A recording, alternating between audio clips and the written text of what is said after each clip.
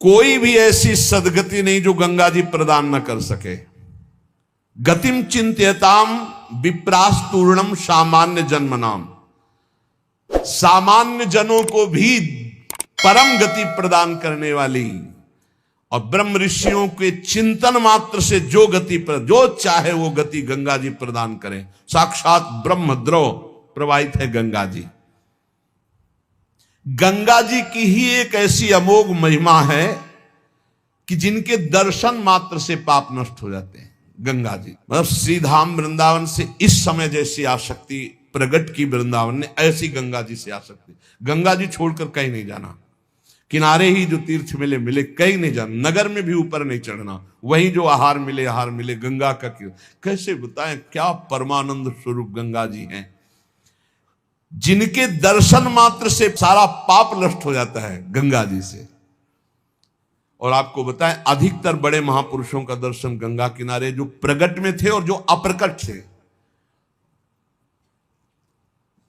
नानक देव जी का पहला साक्षात्कार गंगा के किनारे हुआ। वृंदावन, पावन पुलिन, ये सब गंगा की रेती पे। वृंदावन, पावन पुलिन, प्रियालाल, ये गंगा की रेती। सेनपुर साक्षात गंगा से प्रकट होते हुए सिद्ध मां, बड़े चमत्कार गंगा मैया के, बड़े चमत्कार अद्भुत। मतलब वाणी लड़खड़ाती है उनकी महिमा को, कहते हैं कि वो महिमा तो इस जीवन में देखी है ना, इसलिए बड़ी दिव्यता गंगा जी में। गंगा जी के नाम का स्मरण मात्र करने से पाप थर्रा जाते हैं। जो गंगा जी की डुबकी लगाता है वो महापापी भी पावन हो जाता है। विश्वास हो जाए, विश्वास हो जाए। गंगा जी में स्नान करके, आचमन करके, गंगा में ही जब पितरों का तर्पण किया जाता है तो पितरों को बहुत तृप्ति होती है और पितर मुक्त होने लगते हैं। जैसे अग्नि के संसर्ग से रुई भस्म हो जाती है, ऐसे ही गंगा जी के स्पर्श से शारीरिक, मानसिक, वाचिक तीनों प्रकार के पाप भस्म हो जाते हैं। गंगा गंगीत यो ब्रुयाद योजना नाम सतैरपि,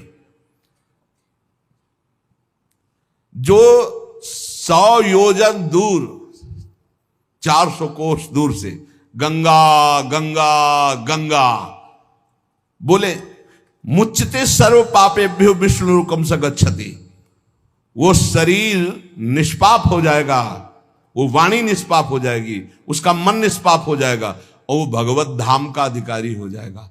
जो 400 कोस दूर से भी गंगा गंगा गंगा,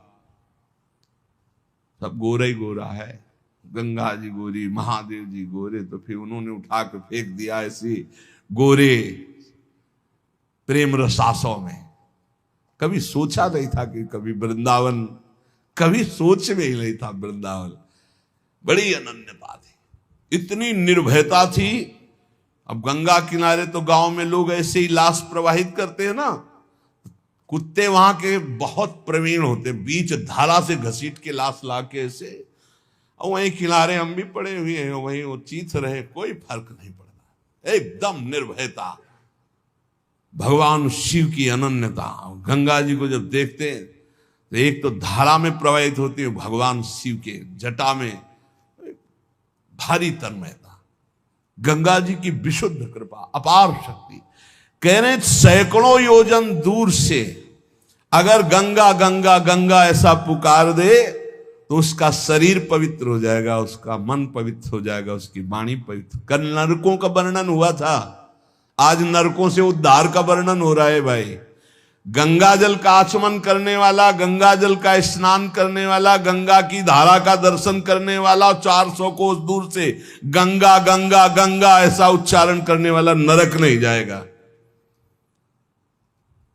कल जब नरकों का वर्णन हुआ था तो कई लोगों के बातें आई थी कि हमारे 38 के 38 हमारे में लक्षण है, अब क्या होगा। कोई कहता हम में 5 हैं, कोई कहता हम में 2 हैं, इसका मतलब नरक जाना पक्का है। तो आज उसकी काट सुन लो। नाम संकीर्तनम यस्य सर्व पाप प्रणाशनम, करना मत अवलो नसानी, अब ना सही हो, पहले नियम लो कि आज के बाद नहीं करेंगे। नाम कर संकीर्तन करो, प्रभु का चरणामृत पियो।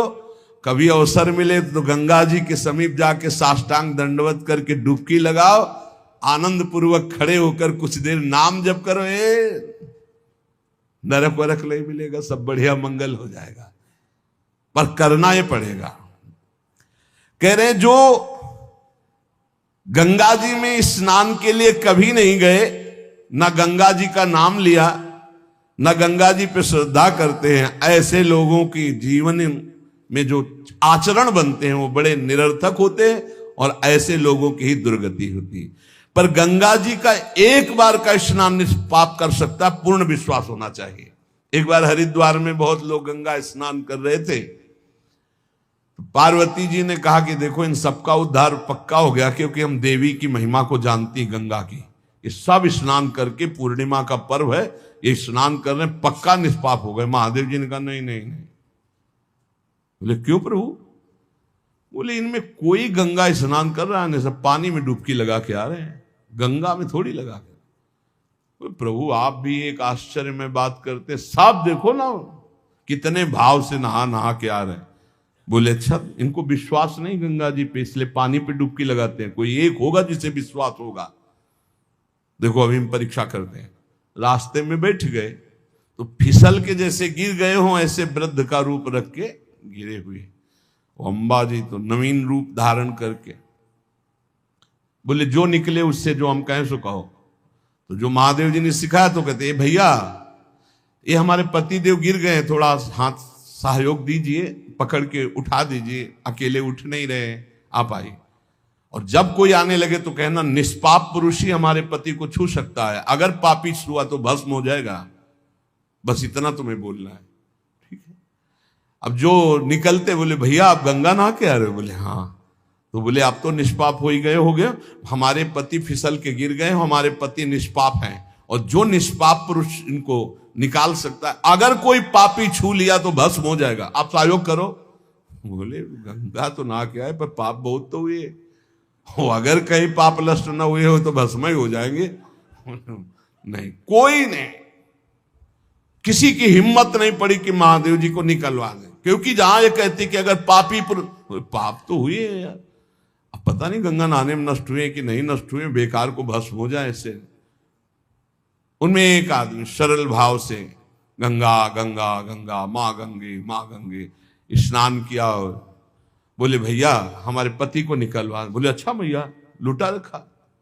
बोले भैया एक बात सुन लो, हमारे पति निष्पाप हैं, अगर पापी पुरुष छुएगा तो भस्म हो जाएगा। तो बोले भैया आपको विश्वास नहीं, गंगा मैया में स्नान करके आ रहा हूं, अब भी पापी हूं।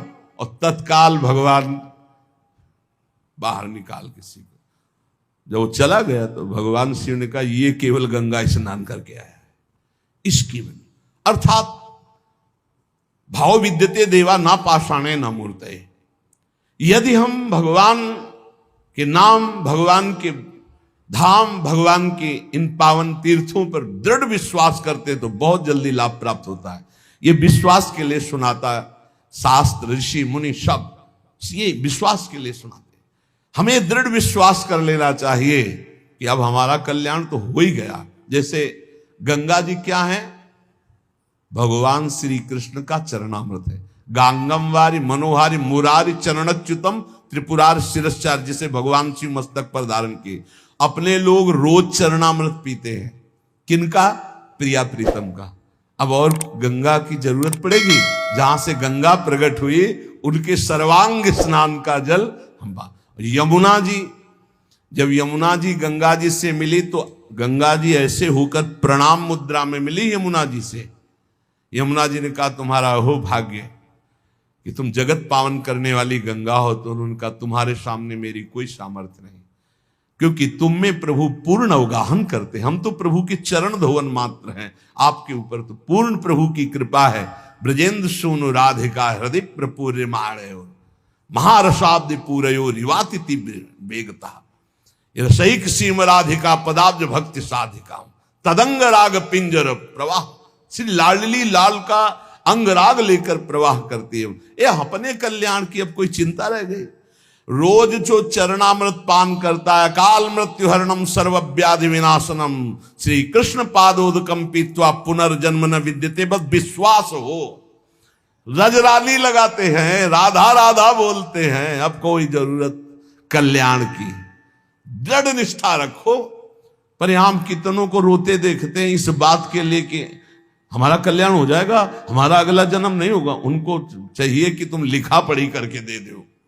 अरे विश्वास मानो यार, विश्वास मानो। कल्याण स्वरूप आप हो चुके हैं, धाम में बैठे हैं, पर आपको विश्वास है नहीं। हित दूध जो विश्वास है तब वही सुधरे बात, ना तरु माया पंथ में फिरे जो टक्कर खात। ये विश्वास करो, एक एक बात कल्याण करने वाली है। भगवती गंगा जी 400 कोस दूर से गंगा गंगा बोले तो भगवान के धाम भेज देती निष्पाप करके। ऐसी महामहिमा श्री गंगा जी के स्मरण में, अवगाहन में, आचमन में, स्नान करने में है। अब ध्यान दो कि सुनो, जो न गंगा नहाता है, न नाम जप करता है, न भगवत सेवा करता है, तो पशु योनि में जाता है। कह रहे हैं पूति गंधम तमोमेध्यम वर्जनीयम प्रकीर्तितम पूर्वद भक्षणे प्रीता अद्य पापम करोति च स्तेयशीलो निशाचारी बुद्धिर्गेयः सवंचकः अबुधा सर्वकारेषु अज्ञाता सर्वकर्मसु समयाचारहीनस्तु पशुरेव स बालिसाः। ये पशु योनि में जन्म लेंगे ऐसे लोग। कैसे लोग? नरक जाएंगे, कल चर्चा। गंगा जी की महिमा अपार। अब सुनो, पशु योनि में कौन जाएगा? जब जीव यहां कोई पापाचरण करता है तो भूतेश्वर भगवान मथुरा में है, उनका शासन होता है। ब्रज 84 कोष के जीवों को जो प्रेत योनि को प्राप्त होते हैं उनको, और जब मुक्त होने का अवसर आता है तो ऐसे छूट दे देते हैं। ऐसे नहीं है कि वो तुमसे, यहां ऐसा नहीं कि नहीं है, कई प्रसंग पाए गए हैं अभी तो देखिए। तो पशु योनि को प्राप्त होता है। देखो, जो रात के 11 बजे के बाद 3 बजे के बीच में भोजन करता है, ये निशाचर है। निशा माने रात, चर माने विचरने वाले। रात में खाना, रात में तुमको 8-10 बजे तक भोजन कर लेने का नियम। 11 आखिरी है, 11 के बाद भोजन में बिल्कुल नहीं होना चाहिए। ये रात नहीं है ऐसे कि तुम्हारा जब मन आए तब भोजन। 11 से लेकर 3 बजे के बीच में बिल्कुल नहीं। शांति से भजन करो, सो जाओ, उपद्रव मत करो। अब सीटियां बज रही हैं 12 बजे, चलो होटल में चलते 12 बजे खाने, ऐसे लोग जाते हैं। पशु योनि निश्चित। अपवित्र भोजन, दुर्गंध युक्त भोजन, अभक्ष भोजन, इनको पाने में जो आनंद मानता, रात के 11 से 3 के बीच में भोजन, जो रात में आहार ऐसा करता है उसको पशु योनि मिलती है। जो दूसरों का धन चोरी करता है, जो विद्वान बन करके दूसरों की वंचना करके धन को लूटता है, जो अपने कर्तव्य कार्यों से अनभिज्ञ होकर मनमानी आचरण करता है, जो समयोचित सदाचार का ज्ञान नहीं रखता, वो मूर्ख पशु योनियों को प्राप्त होता है। जो हिंसक स्वभाव का है, जो अपने परिवार वालों को पीटता है, गाली गलौज, थोड़ी सी संपत्ति के लिए मारपीट, ऐसी लड़ाई झगड़ा, कलहप्रिय, कायर, कुत्ते की योनि को प्राप्त होता है। लिखा हुआ है वो कुत्ते की योनि को प्राप्त होता है। जो थोड़े से हिस्सा के लिए भाई बंधुओं को मारपीट, कलह, लड़ाई झगड़ा, इस तरह का व्यवहार, हिंसक स्वभाव, क्रूर स्वभाव, इनको कुत्ते की योनि प्राप्त होती है। जो चंचल स्वभाव, देखो कुछ न कुछ करते जा, बैठे तो पैर हिला रहे, वो मतलब शांत नहीं रह सकते, उनके शरीर में वाइब्रेट होता रहता है। वाइब्रेट जैसे मोबाइल नहीं झंझनाता रहे, वो झंझनाते रहे। सुन लो भाई क्या बनोगे। और जो दूसरे के भोजन के लिए लालायित रहता है, कहां से निमंत्रण आ जाए, कैसे हो जाए, क्या व्यवस्था बन जाए, सुनो। और जब चलता है ना तो बेढंगे ढंग से चलता है, बेढंगे ढंग। और दूसरों की वस्तु देकर लुभायमान होकर छीनने का स्वभाव करता है, उसका अगला जन्म बंदर का मिलेगा, पशु योनि में बंदर बनेगा। जो वाणी से सदैव कट बोलता है, कुटुंबियों से द्वेष करता है, लोगों की चुगली खाता है, उसे अगला जन्म सर्प योनि का मिलेगा।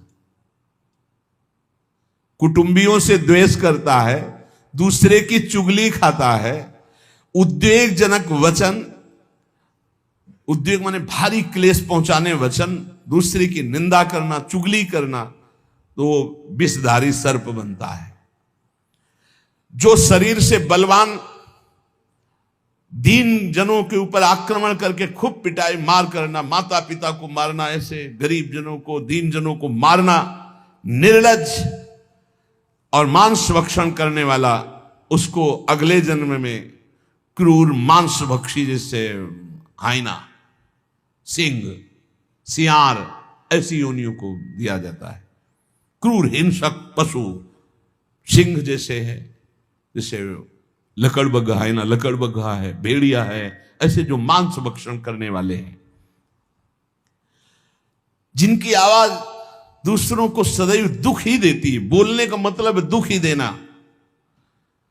जो दूसरे को, अब जैसे जा रहे हैं, जंजीर खींचा, वैसे ऐसे वो गिर गए, उनके अंग भंग हो रहे, वो समझ रहे 30-40 हजार की सोने की चैन खींच ली तो हम ब्रह्मा बन जाएंगे। देखो उनको क्या बनना पड़ेगा। जो दूसरों को भय प्रदान करते हैं, दूसरों की संपत्ति छीन लेते हैं, ऐसे लोग अजगर योनि को प्राप्त होते। भूखे मरो जब कभी अवसर मिल जाए तब। ऐसे ये जो दूरदृष्टि न रख के वर्तमान दृष्टि रख करके केवल भोग के लिए दूसरे के दुख का कारण बनते हैं, केवल उनके चिंतन यही चलता रहे, कहां से क्या खा लूं, कहां से क्या उठा लूं, कहां से क्या, बोले हाथी की योनि को प्राप्त होते हैं, वो पशु हाथी योनि को। इस तरह से 83,99,999 योनियां हैं। जो भजन नहीं करते, भगवत विमुख हैं, उनको सब क्रमशः ये प्राप्त होती है। उपासक को चाहिए कि कम से कम इतना तो कर ले कि अगला जन्म मनुष्य का हो जाए, फिर भजन करे अगर कोई कमी रह गई हुई। अगर आप नाम जप करेंगे और एक बात ध्यान रखेंगे कि दूसरों को दुख ना पहुंचने पावे, तो पक्की बात है भगवान की कृपा से अगर भगवत प्राप्ति नहीं हुई तो दूसरा जन्म होगा मनुष्य का, और बहुत महान भक्तों के बीच में जन्म होगा। जन्म से ही भजन प्रारंभ हो जाएगा और आप यौवन अवस्था प्राप्त होते होते भगवत प्राप्त हो जाएंगे, काम हो जाएगा आपका। भजन एक ऐसी वस्तु है जो आपको बचा सकती है। अब इसमें कह रहे हैं कि जैसे आप भजन मार्ग में लगे हुए हो और आपको कोई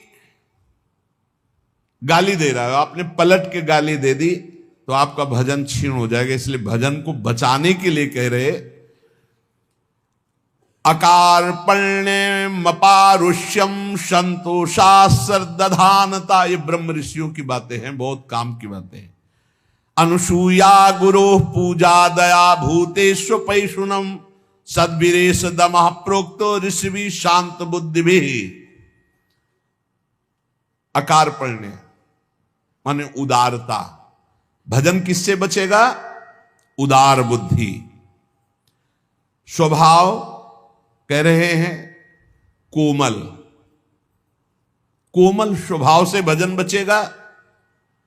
संतोष वृत्ति से भजन बचेगा। गुरु इष्ट पर श्रद्धा वृत्ति से भजन बचेगा।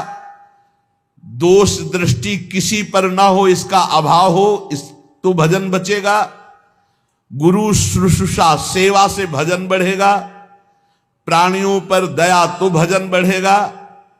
किसी की भी चुगली ना करना, संत और ऋषि मुनियों का संग करना, इससे भजन बढ़ता है, पचता है। भजन किससे नष्ट होता है? तो कह रहे हैं जब अवमाने न कुप्पेत सम्माने न प्रहस्यति सम दुखो सुखो धीरा प्रशांति इति कीर्त्यते। जब तुम्हारा अपमान हो और तुम उसका बदले में अपमान कर दो तो तुम्हारा भजन क्षीण हो जाएगा। और यदि अवमाने न कुप्येत, अगर तुम्हारा अपमान हो रहा तुमने क्रोध नहीं किया, तुम्हारा सम्मान हुआ तुमने सम्मान स्वीकार नहीं किया, बचना भाई, इससे बचना, ये अगला जन्म नहीं होने देंगे। अगर ऐसा आप उदारता, कोमल स्वभाव, संतोष, श्रद्धा, दोष दृष्टि का अभाव, गुरु सेवा, प्राणियों पर दया, चुगली ना करना, निश्चित निश्चित अगला जन्म नहीं होगा। आप अपने भजन को बचाएं। जब कोई आपका अपमान कर रहा हो तो आप उसके बदले में उसका अपमान ना करें। यदि आपको क्रोध आ गया अपमान करने पर तो आपका भजन का फल क्षीण हो जाएगा। यदि सम्मान हुआ, आप आनंदित हो गए कि हमारा बड़ा सम्मान हो, तो आपका भजन क्षीण हो जाएगा। इसीलिए श्रीपाद भी कह रहे हैं, सम्मानम कल्याति घोर गर्लम नीचापमानम सुधा, श्री राधा मुरली धरो भज सके वृंदावन मात्यज।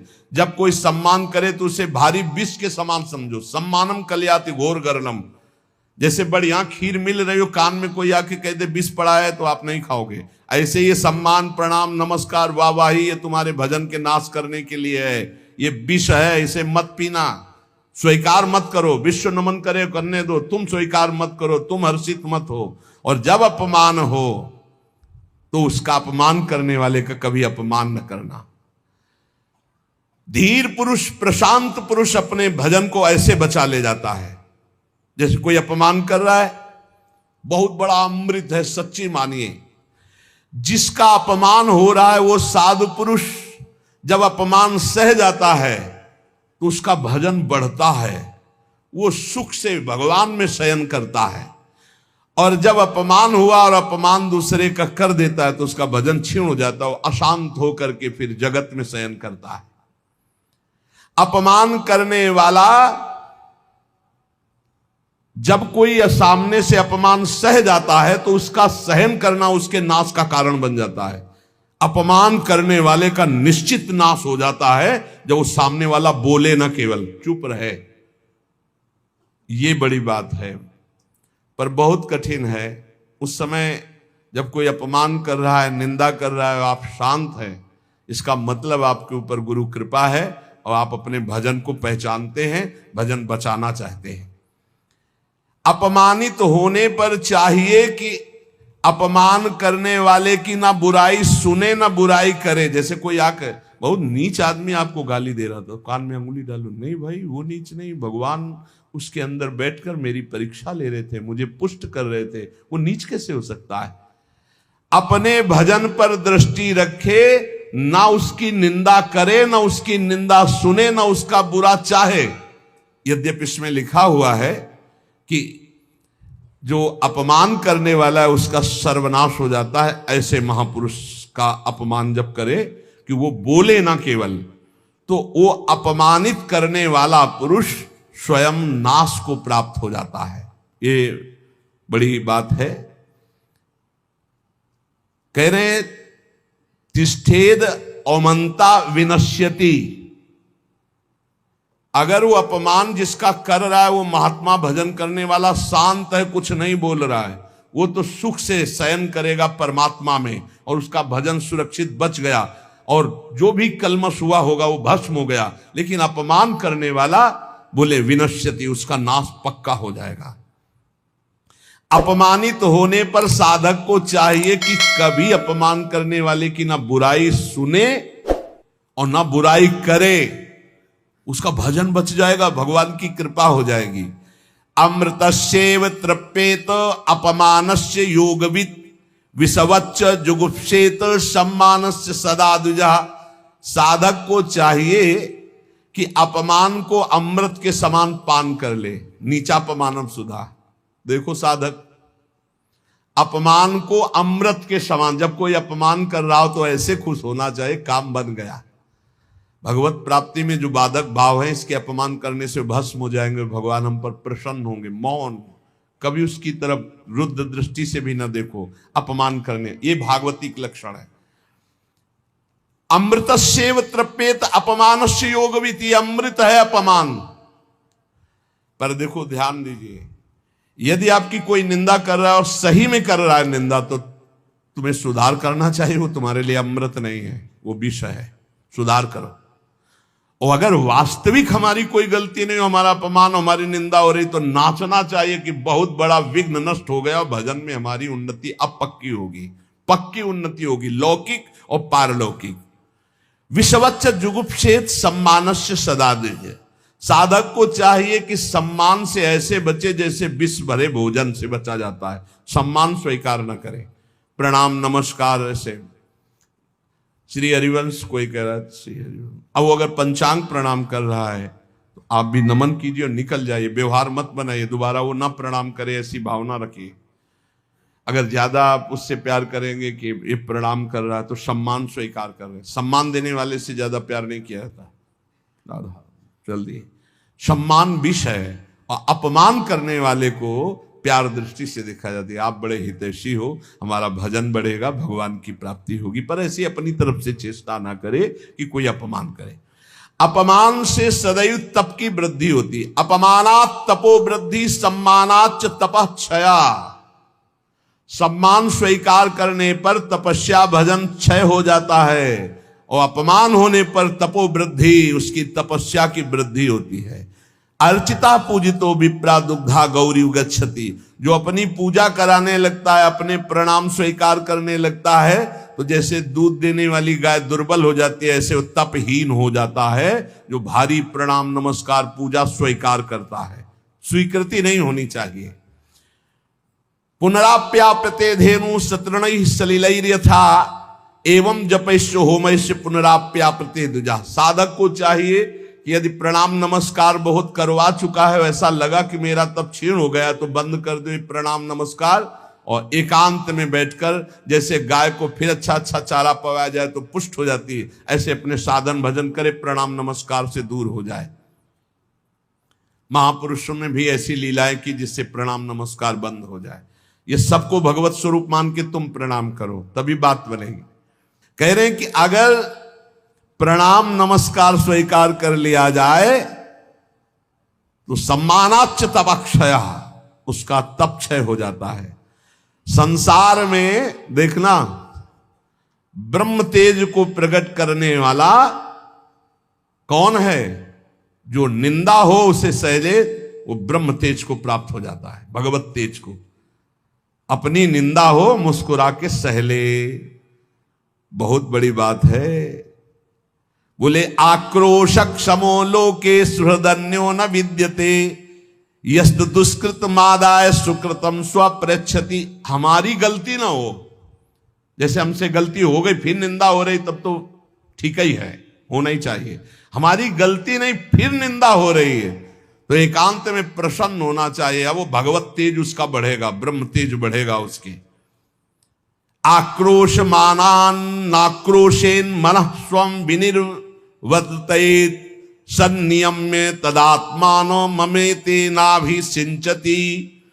वो ब्रह्म तेज संपन्न हो जाता है जिसकी निंदा हुई और वो बिल्कुल सह गया। कोई जिसने निंदा की उसकी भी निंदा नहीं करनी। ये बहुत बड़ी कृपा भगवान की होती। तभी बड़े बड़े महापुरुषों ने कहा, साधो निंदक मित्र हमारा। संतो, ये निंदा करने वाले हमारे बड़े मित्र हैं, बड़े भाग्य से मिलते हैं निंदा करने वाले। नहीं, उल्टा है, संसार में ही माना जाएगा बड़े भाग्य से मिलते हैं प्रशंसा करने वाले, मुंह चुपरी बोलने वाले, लेकिन निंदा करने वाले बड़े भाग्य से मिलते हैं। कितना कलेजा उनका पक्का भगवान करते हैं, और संतों का यश होता है उसी से। संसार में निंदा करने वाले के समान दूसरा कोई उपकारी मित्र हमारा नहीं हो सकता यदि हमारी निंदा करे, क्योंकि वो सब अशुभ अपने ऊपर लेकर बिल्कुल निर्मल मार्ग करके दे देता है, जाओ भगवत प्राप्ति करो। तो इसलिए संतों के वचन हैं, जो तुम्हें उद्विग्न करे, जो तुम्हारी निंदा करे, जो तुम्हारा अपमान करे, उसे सह जाओ तो अमृत में स्नान करोगे, अमृत में डूबोगे। नाम जप करो, इन बातों से कभी डरना नहीं कि कोई तुम्हारा अपमान कर रहा है, कोई निंदा कर रहा है। कोई एक संत भगवान बहुत अच्छे उपासक, उनका विक्षेप सहन नहीं होता। विक्षेप होता क्या है? विक्षेप आपकी मान्यता होती है। देखो इसमें अगर आप ये संत वाणी सुन रहे हो तो आपको अपमान विक्षेप लगेगा, आपको निंदा विक्षेप लगेगा, आपको प्रतिकूलता विक्षेप लगेगा, आपको तिरस्कार विक्षेप। अरे ये अमृत है, ये अमृत है। इसी को पान करके संत मत वाले बन जाते हैं। जब कभी ऐसा अवसर आवे तो बुरा मत मानना, अमृत पान करा रहा है जो तुम्हारी निंदा कर रहा है, तुम्हारा अपमान कर रहा है, तुम्हारा तिरस्कार कर रहा है। बड़ा कृपालु, भगवत प्राप्ति का योग बना रहा है, सच्ची मानना। इसलिए सत्संग की बातों का मनन करो, इतने धैर्यवान बनो और निरंतर नाम जप करो। शेष चर्चा के श्री राधा वल्लभ लाल की जय।